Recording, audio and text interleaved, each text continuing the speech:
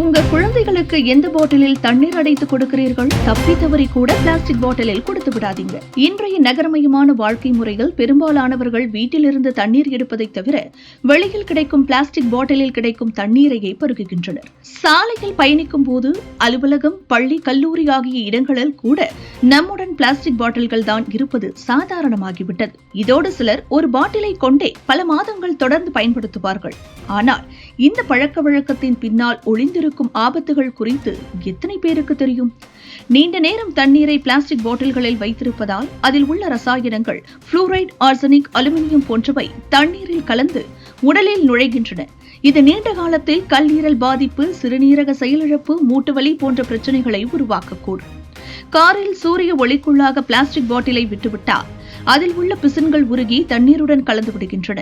இதில் மிக ஆபத்தான டயாக்சின், இது குறிப்பாக பெண்களுக்கு மார்பக புற்றுநோயை உண்டாக்கக்கூடும். பிளாஸ்டிக் பாட்டில்களில் காணப்படும் BPA என்பது ஹார்மோன் கட்டுப்பாடுகளை பாதித்து நீரிழிவு, மூட்டில் கொழுப்பு சேர்வு, பாலின சீர்மாறல் மற்றும் மலட்டுத்தன்மை போன்ற பல வகை பக்க விளைவுகளை ஏற்படுத்தும்.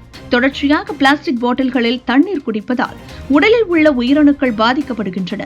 இதனால் நோய் எதிர்ப்பு சக்தி குறைந்து எளிதில் நோய்களுக்கு ஆளாகலாம். ரீயூஸ் என்ற பெயரில் ஒரே பாட்டிலை பலமுறை பயன்படுத்துவதும் ஒவ்வொரு முறையும் பாட்டிலில் மைக்ரோஸ்கோபிக் அளவிலான பிளாஸ்டிக் துகள்கள் உருவாகிவிடும் அபாயத்தையும் ஏற்படுத்துகிறது. குளிரூட்டிய பாட்டில்கள் கூட மீண்டும் வெப்பமடைந்தால் உருக்கத்திற்கு உட்பட வாய்ப்பதிகம். செம்பு தொட்டியில் வைத்த தண்ணீருக்கு பாக்டீரியா கொல்லும் தன்மை உள்ளது.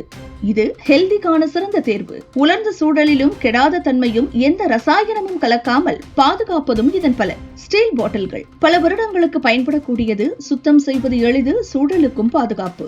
ஒரு பாட்டில் தண்ணீர் ஒரு நாளைக்கு ₹20 மட்டுமே என்று நினைப்பது சாதாரணமாக தோன்றலாம். ஆனால் அதன் பின்னால் நிலவும் மருத்துவ செலவுகள், உடல்நல பாதிப்புகள், வாழ்க்கை தரத்தின் குறைபாடு ஆகியவை பேரழிவாகவே மாறும். முடிந்தவரை பிளாஸ்டிக் பாட்டில்களில் தண்ணீர் குடிப்பதை தவிருங்கள்.